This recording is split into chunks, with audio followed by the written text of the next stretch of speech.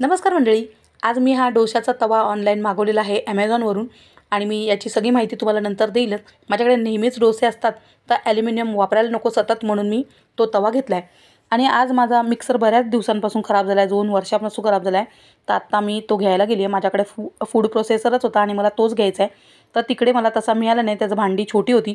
तर मला हा जो पिठाचं जे भांडं आहे ना, तर ते मोठं हवं होतं।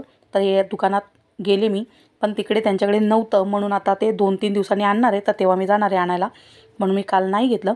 आणि काल मी तुम्हाला ही ओढणी दाखवली होती, तर बरेच जण म्हटले की लिंक ओपन होत नाही आहे, तर थोडीशी माहिती सांग की कितीला घेतली आहे ओढणी।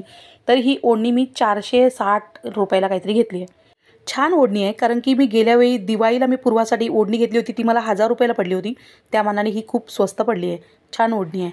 आणि पिल्लू रात्रीचे हे 1:30 वाजता बघा मुलांना झोपून देत नाही आहे, सतवती आहे ती।